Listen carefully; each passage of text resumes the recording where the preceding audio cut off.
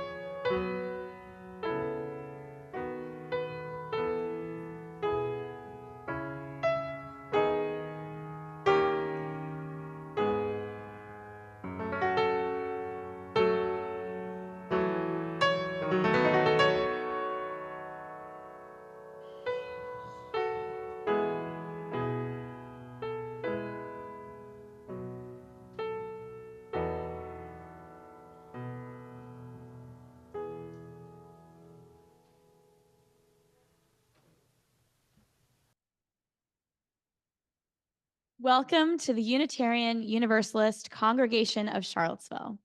My name is Caroline Landis. My pronouns are she, her, and I'm pleased to be leading worship this morning with Rev. Tim Temerson and musician John Mayhood.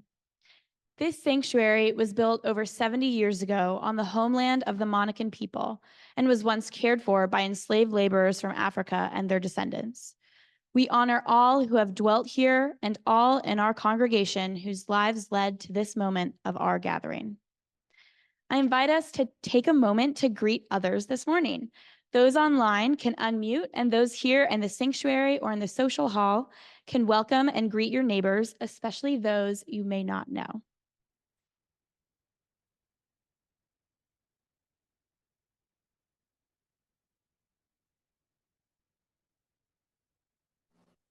Good morning, everybody. A lot of people. Good morning. So, hello there, everybody. Oh. Hello.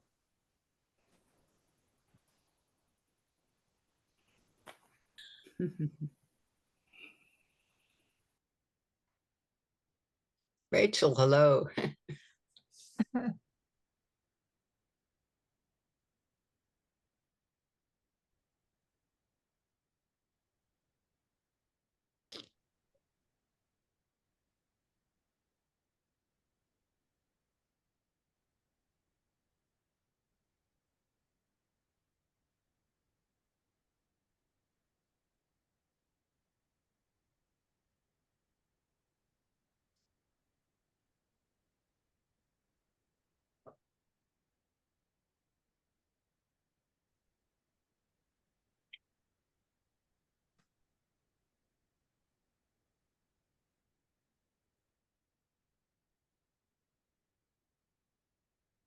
We offer a special welcome to newcomers and invite you to join us for fellowship after the service in the social hall.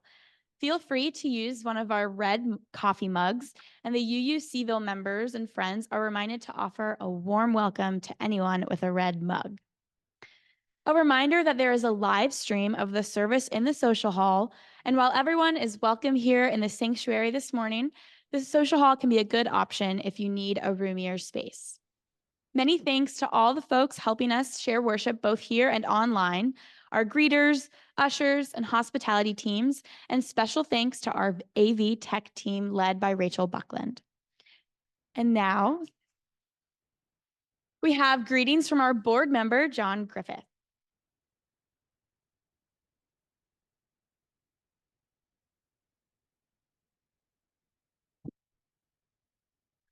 Good morning.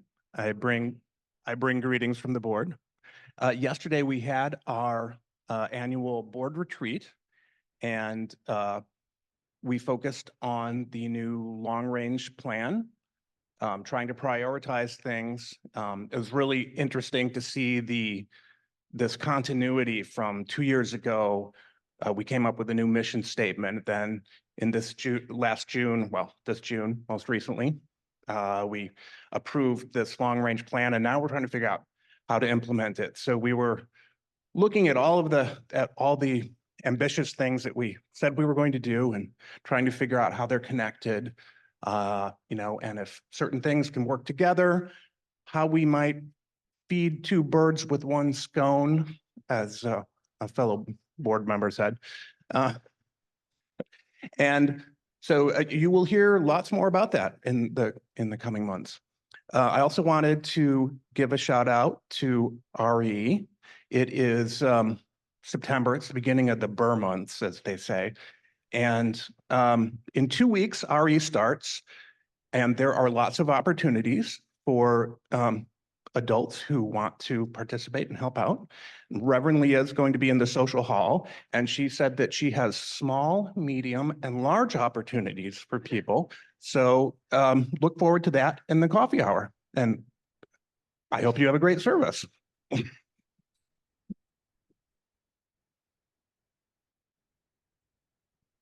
Thank you, John. Here are some announcements this morning. The Charlottesville Pride Festival is next Saturday at the Ting Pavilion. If you've already contacted Rev Tim about volunteering, he will be in touch with you this week. We are also looking for a few more volunteers, so if you can help between noon and 7 p.m., email Tim at tim@uucharlottesville.org. Next Sunday, September 8th, is our annual water communion service, and all are invited to bring water to share. Your water can be from anywhere, a fun adventure you've experienced, a place that is sacred and centering for you, or your kitchen sink or garden hose. And we will have extra water for those who are unable or forget to bring water. So please join us. And following the water communion service, be sure to join us for our annual UUCville service fair in the social hall. Leaders from our ministries and programs will be present to tell you all about what is going on at UUCville, and everyone is invited to get connected. UUCville will once again be partnering with Zimbareras to offer rides for members of the Latinx community and a pre-K tutoring program focusing on basic English language skills. We will tutor them from 10 to 11:30 a.m. on Mondays and Wednesdays, beginning on September 16th. If you are interested in being a part of our ride team, please email rides@uucharlottesville.org and email Rev Tim if you would like to join the pre-K tutoring team. On Sunday, September 22nd, UU Charlottesville will be hosting a young adults open house after the service. If you are between the ages of 18 and 35, please mark your calendars and join us on that day. If you have a young adult friend or family member who you think might be interested in learning more about our congregation or being part of our young adult community with me, please invite them to come join us on the 22nd. We will be doing our best to publicize this event, but we need your help in getting the word out. And finally, great news from last week's yard sale. We grossed over $10,000. For the first time in a long time, and we are so grateful for the many, many hands that helped out and pitched in. Please join us for coffee and conversation after the service. Good morning, everyone. Thank you, Caroline. Caroline has been on a little hiatus as a worship weaver, so she's back, and we are just so grateful to have her.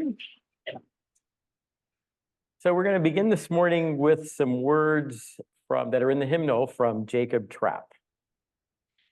To worship is to stand in awe under a heaven of stars, before a flower, a leaf in sunlight, or a grain of sand. To worship is to be silent and receptive before a tree astir with the wind or the passing shadow of a cloud. Worship is the mystery within us, reaching out to the mystery beyond us. On this beautiful, mysterious, and awe-inspiring Sunday morning, Come, let us worship together. As Riley Griffith comes up and lights the flame of our chalice this morning, please join me in saying our unison chalice lighting words. We gather this hour of people of faith with joys and sorrows, gifts and needs. We light this beacon of hope, sign of our quest for truth and meaning in celebration of the life we share together. We light this chalice to celebrate Unitarian Universalism. This is the church of open minds. This is the church of helping hands. This is the church of loving hearts. Please rise in body or spirit and join us in singing hymn number 331, Life is the Greatest Gift of All.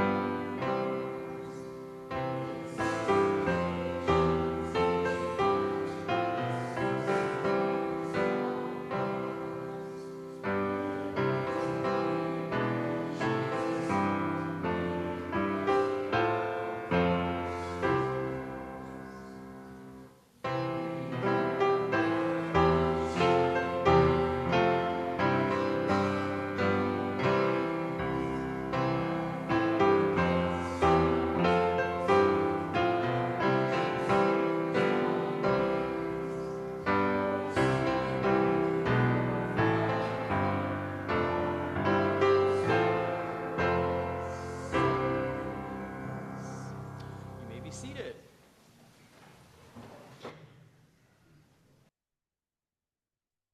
We are an interconnected community that cares for one another. Part of how we embody this care is by making time each week to share joys and sorrows we hold in our hearts. As is our practice, you are now invited to come forward and place a glass stone in the communal bowl of water as a symbolic act of each being held by the larger love that holds us all. All are welcome to participate, including those who are new to our congregation, and those online may type their joys and sorrows into the chat. Angela Orbaugh from our pastoral care team will help hold the space. Angela will be available for a few minutes after the service in the back corner of the sanctuary if you would like pastoral support or just need someone to listen. Those worshiping online can contact the pastoral care team at pastoral@uucharlottesville.org. Let us begin our ritual of joys and sorrows now.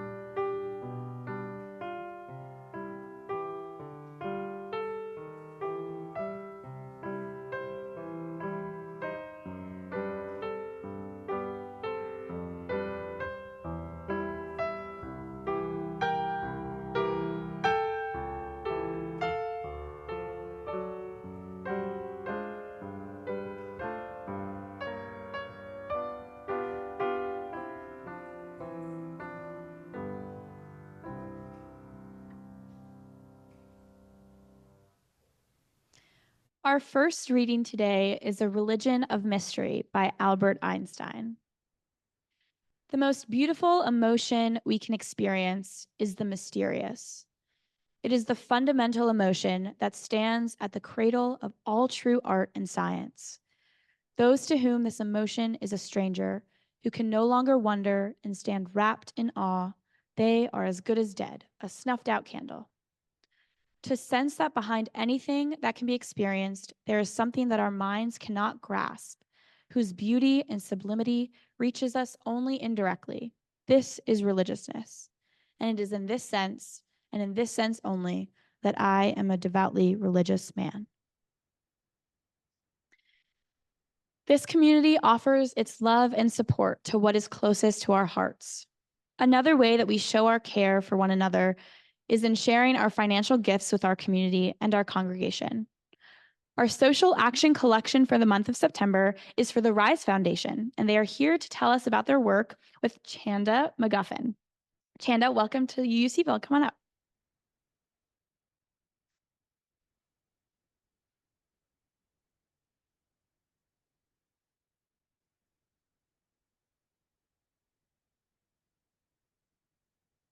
Good morning. Good morning.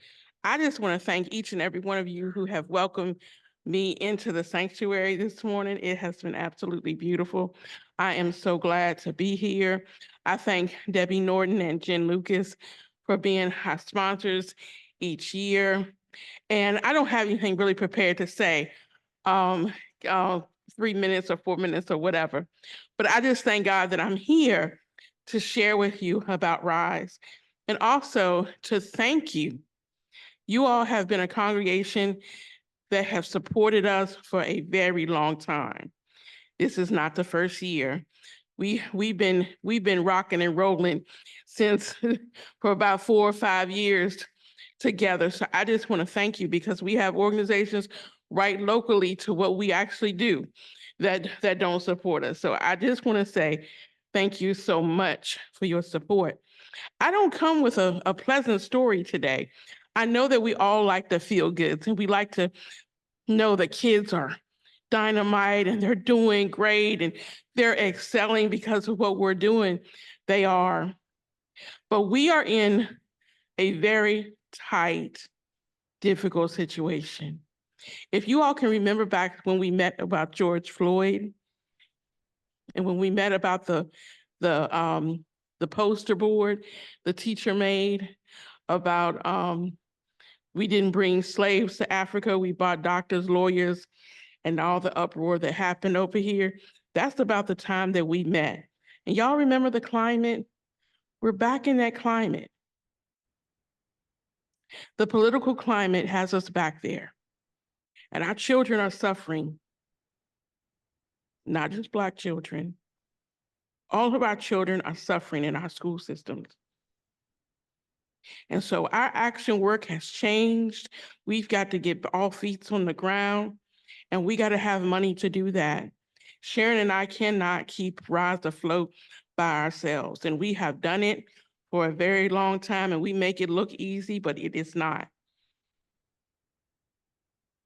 We have even contemplated not having the after-school program this year.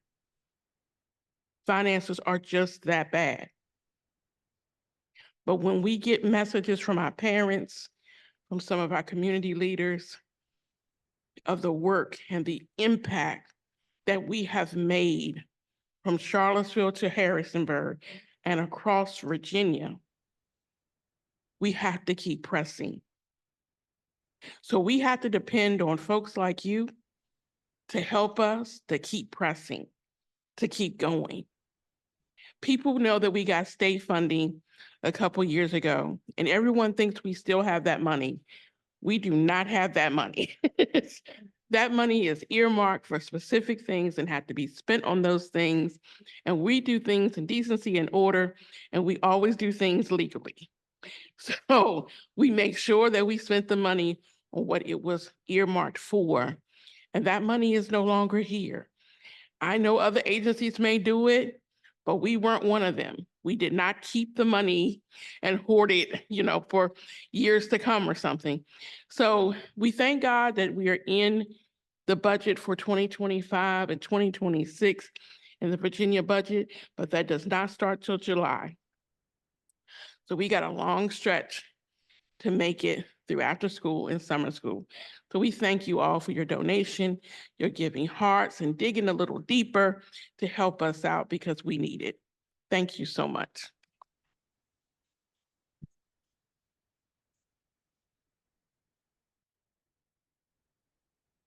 Thank you, Chanda. Rachel, will you please show the social action slide for giving for those who would like to make a donation right now? In addition to giving online, if you would like to give today with cash or check, please use the social action collection envelopes here in the sanctuary and place your offering in the collection plate. And please make your checks out to the UU Congregation of Charlottesville and write Social Action Collection in the memo line. Along with our social action collection, we invite everyone to financially support the ministries and the mission of this community. Through your pledges and weekly Sunday morning offerings, together our financial gifts support UU Charlottesville and enable us to put love into action. This is our shared ministry. During the music that follows, you can offer your financial support by using the text address or going to our website. You may place cash or checks in the collection plates as they are passed. Let us now dedicate all of the many gifts we share with one another by saying, accept your gifts with gratitude. May we use them wisely for the highest good.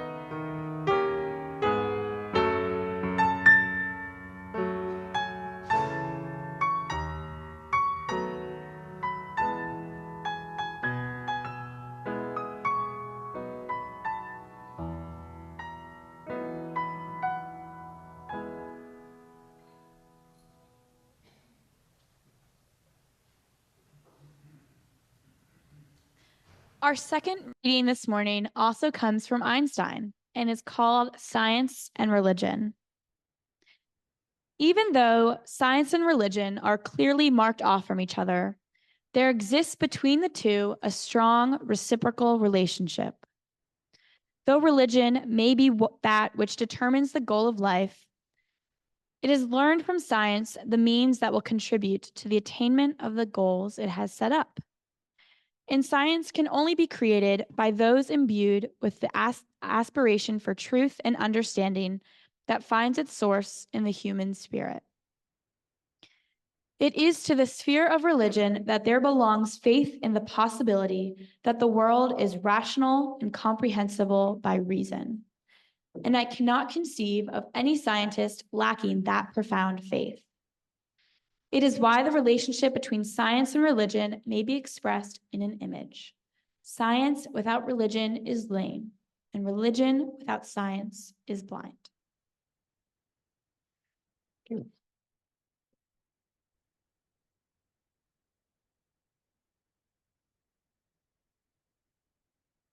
Thank you, Caroline. Joked with Caroline that I had thought about emailing her and asking her to wear her Einstein wig today, but I thought, well, you know, I want her to continue to worship with you, so I probably don't want to scare her off like that. So anyway, but it's really great to have you back. So, and good to see all of you. This is I have to confess, a little larger turnout than I was expecting. Labor Day Sunday is usually a pretty low attendance Sunday in congregational life. So yeah, I guess maybe I was correct and strategic in thinking maybe this is a good Sunday to bring Einstein to church. So anyway, thanks for coming today. Much appreciated. So where to begin? It all began, I guess, you would say, with a young boy lying in bed, recovering from a bad cold. And the boy's father gives him a small gift, a magnetic compass. The young boy marvels at the compass and its dancing needle, which seems to magically move as if influenced by some hidden force or unseen reality. The young boy is so amazed and astonished by the compass and by that mysterious force that he, as he described it later, begins to tremble with excitement. Now, when 5-year-old Albert Einstein held that compass and watched its needle magically move, it marked the beginning of a lifelong journey to understand those hidden forces and unseen realities. Reflecting back on that moment many years later, Einstein himself recalled that watching the compass needle move led him to conclude there had to be something behind it. He wasn't sure what something was. There had to be some force, some reality. And that search for that force, which Einstein would come to call God, that search became the defining quest of not only his scientific career, but also his spiritual life and journey. Now, before I share some of the story of Einstein's spiritual journey, let me make one thing very, very clear. I am not a scientist or a physicist, and no, I, of course, don't play one on TV. I can not hardly spell the word relativity. Jimmy Gorham asked me this morning if I know the difference between the two theories of relativity, and I said, other than that they're all relative, I have no idea. I know, that's a really, talk about lame, that's a really lame joke. But what I am going to talk about this morning is the relationship between science and religion, a relationship which is so often seen as being at cross purposes and even antagonistic.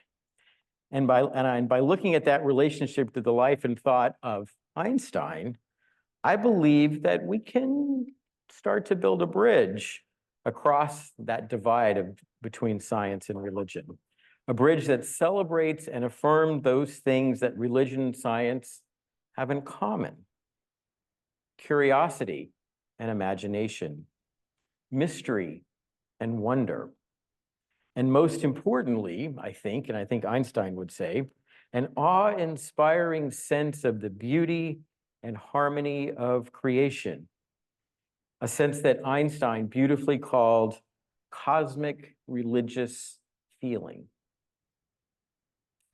So Einstein's spiritual story begins, as most do, during his childhood, a childhood that sparked, as we said earlier, his scientific and religious imaginations.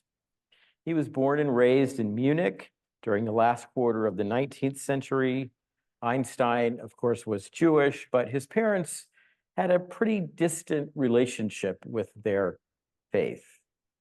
They rarely, if ever, attended the synagogue and didn't really observe Jewish law or ritual in their home. Now, his parents' disdain for organized religion didn't deter young Einstein from striving to understand that unseen and mysterious force. For a time, he searched for that understanding in Judaism. When Einstein was about 10 or 11, he went through a period of, he describes as kind of intense religious fervor, in which he tried to closely follow Jewish law, read the Torah daily, and even tried to compose songs. But as his encounters with modern science increased, Einstein's passion for religious ritual and observance waned. But his hunger to understand the unseen, the mysterious, what he liked to call the mind of God, that spiritual hunger, if you will, it didn't diminish at all, but instead became part and parcel of his scientific quest. A quest that eventually led Einstein to redefine our understanding of the physical world and to help us get a glimpse, albeit small, of the mind of God. Now, I think it's important at this point to say a word about Einstein's use of the word God, which remains a point of great controversy and conversation today. You see, from that early period of religious fervor, right up to the end of his life, Einstein very clearly and flatly rejected the understanding of God found in many religious traditions, which describes a kind of personal God that concerns itself with the details of our daily lives. For Einstein, God was not a puppet master who intervenes in the lives of human beings. After receiving a letter from a child who simply asked him, what a great question, do scientists pray? Einstein responded that a scientific outlook is based on the idea that everything that takes place is determined by the laws of nature. So a scientist wouldn't be inclined to believe that events in our world could be influenced by a prayer or a wish addressed to a supernatural being. I might just add there that, of course, Einstein is understanding prayer in the classic sort of petitionary prayer sense. There are, of course, other ways of understanding prayer as well. But if Einstein rejected the notion of a personal God, he most certainly embraced an understanding of the divine. In many ways, Einstein's conception of God was heavily influenced by his study of and admiration for the 17th century philosopher Spinoza, who viewed God as reality itself, as the very substance of existence. God is not distinct from or above reality. This is God. God is reality. Later in that same letter to that young girl, Einstein echoed Spinoza's what we call pantheistic view of God in writing, everyone who is seriously involved in the pursuit of science becomes convinced that a spirit is manifest in the laws of the universe, a spirit vastly superior to that of humankind, and one in the face of which we must feel very, very humble. In this way, Einstein concluded, the pursuit of science leads to a religious feeling of a special sort.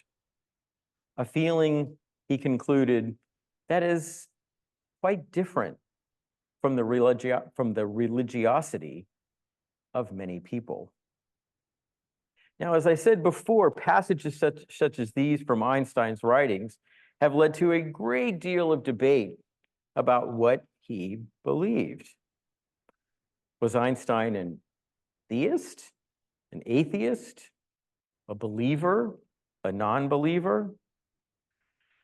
I have to say that debates such as these don't really interest or excite me very much because they usually say far more about those trying to claim Einstein for their side of the debate than they do about Einstein himself.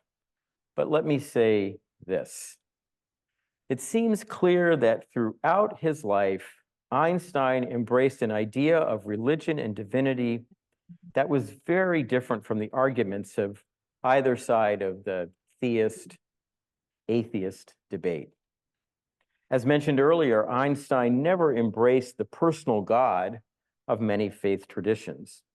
At the same time, he criticized atheists who often tried to claim him as a follower or fellow traveler. And I think what led Einstein to reject the arguments of both sides of this conversation was their lack of humility. Here's how Einstein distinguished his views, for example, about atheism. He said, "What separates me from the so-called atheists is a feeling of utter humility toward the unattainable secrets of the harmony of the cosmos." So I think what characterized Einstein's religious outlook, an outlook that distinguished him from both believers and non-believers, was quite simply humility towards the mysteries of the universe, or what I sometimes like to call the spirituality of I ultimately don't know. Now, of course, not all the workings of the cosmos are unknowable, and Einstein himself helped unravel some of those mysteries. And it was in the unraveling of those mysteries that Einstein's spiritual journey found its greatest depth and meaning. You see, the more he explored, discovered, and learned about the universe, the more he felt connected to and at home in it. Science became for Einstein a path to religious, and I would even say mystical experience, a path filled with awe arising out of the harmony and regularity that he found in the cosmos. A path of wonder and amazement that will, at some level, always remain a mystery. And there was something else extraordinary about Einstein's spiritual journey.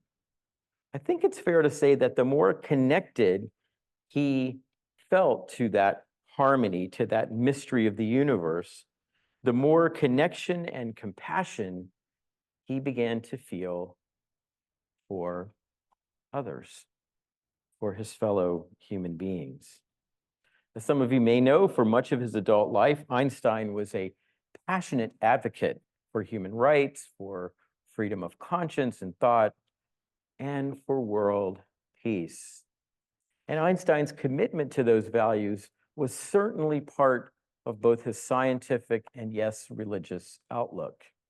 He believed that a set of physical laws and principles had produced harmony and beauty in the cosmos, and he felt that a similar set of shared ethical values and principles, peace, freedom, justice, that those principles could create a similar harmony and beauty within the human family. Now, of course, Einstein recognized that the results of science and technological advances were not always in harmony with his principles that he held dear, and in no other area of his life was this more true than in his connection to the making of the atomic bomb. Einstein's theoretical breakthroughs had contributed to the development of the bomb. Don't ask me to explain that. And Einstein himself, as you may have saw the movie Oppenheimer, Einstein himself wrote a famous letter to President Franklin Roosevelt, warning of Nazi Germany's atomic program and urging the United States to pursue a research program of its own.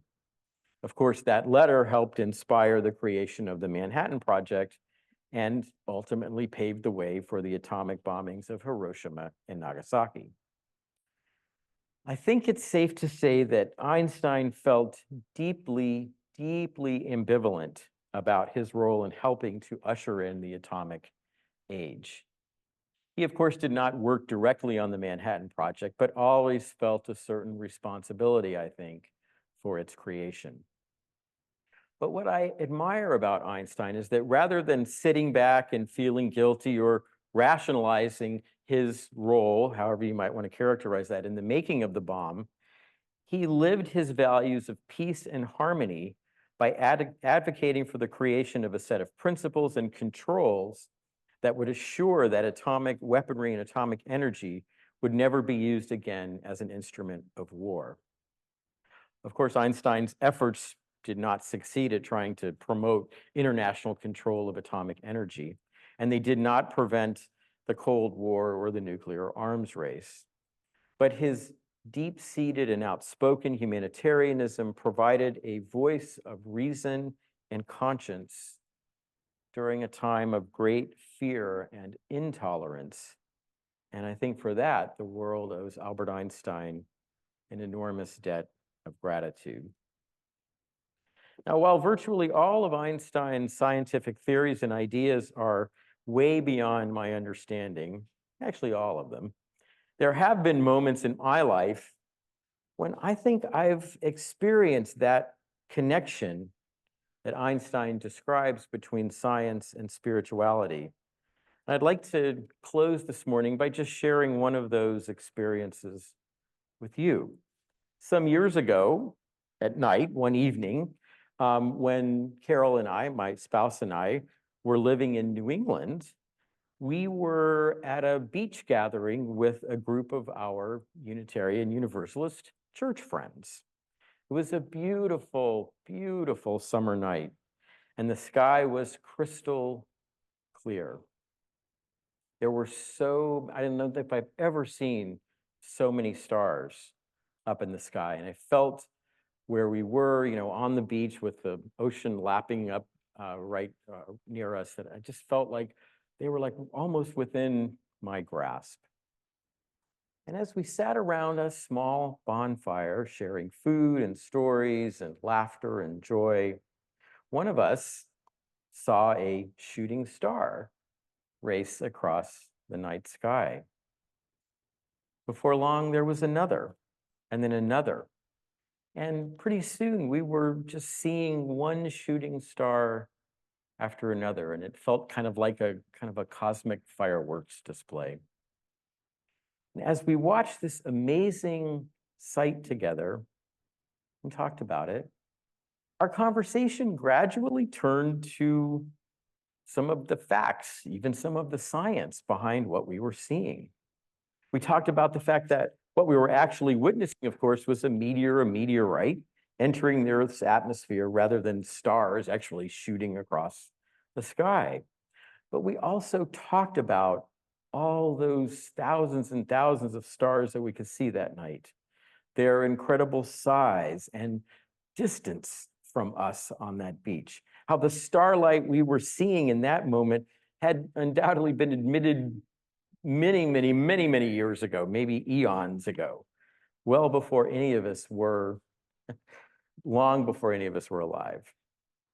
And the longer we talked about some of the science that we were experiencing, the more I think I came to experience that cosmic religious feeling that Einstein talked so much about.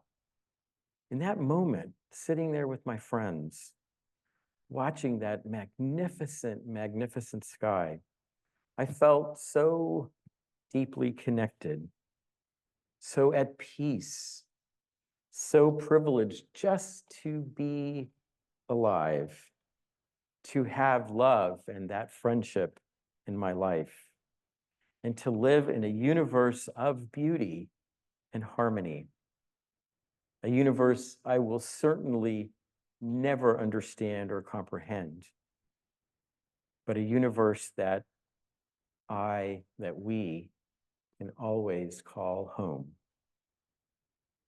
And I think it's that sense of being at home in the universe, at home in the midst of the beauty and mystery of existence. It is that experience, that emotion, that feeling that is at the heart of Einstein's spiritual life and journey.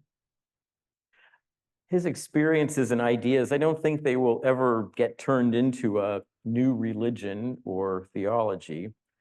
And I think that's probably a good thing, because what Einstein points us towards is not dogma or absolute certainty, but instead a way of living and being that embraces imagination, humility, curiosity, and deep, deep appreciation for a universe and a cosmos that takes our breath away and that blesses our lives with beauty, with mystery, and with wonder.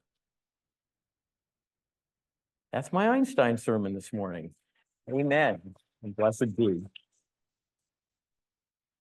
So, of course, having talked a lot about awe and wonder, of course, we're going to close with Blue Boat Home. So John is going to play along with the video, which has beautiful visuals, and it'll be Peter Mayer, who wrote Blue Boat Home, will be doing the vocals. The lyrics will be on the screen. Please join in singing. So please rise. Blue Boat Home.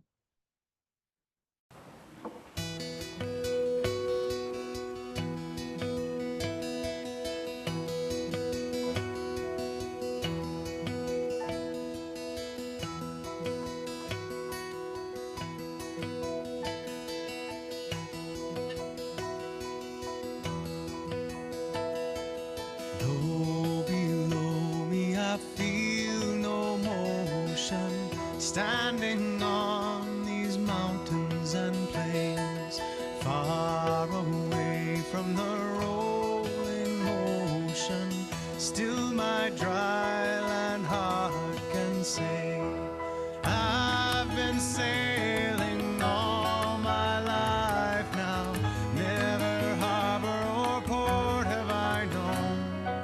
The wide universe is the ocean I travel, and the earth is my blue boat home.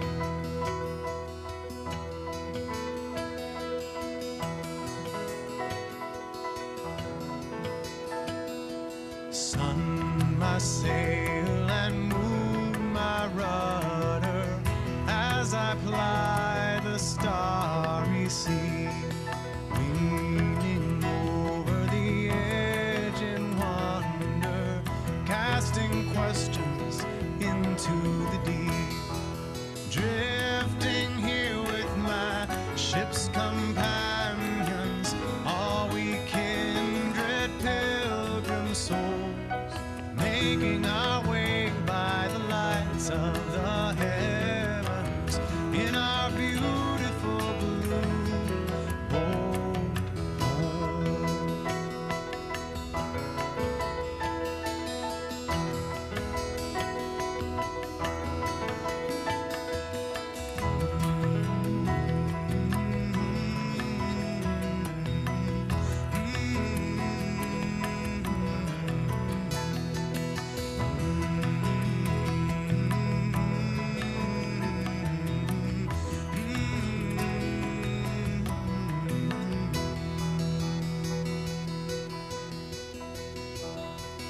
I give thanks to the waves upholding me, hail the great winds urging me on, greet the infinite sea before me, sing the sky my sailor's song. I was born upon the fathoms, never harbor or port have I known. The wide universe is the ocean I travel, and the earth is my blue boat home. The wide universe is the ocean I travel, and the earth is my blue boat. Caroline, would you please extinguish the chalice? I want to leave you with these words, which feel very fitting to me, that are in our hymnal from the Navajo tradition. Beauty is before me, beauty is behind me, above me and below me, hovers the beautiful. I am surrounded by it. I am immersed in it. In my youth, I am aware of it, and in my old age, I shall journey quietly down the beautiful trail. In beauty, it has begun, and in beauty, it shall end. Friends, be well. Take very good care of yourselves, of each other, and of this beautiful, beautiful world of ours. May your days be filled with awe and wonder, and may every day be a journey of joy, hope, and love. Blessed be, and go in peace.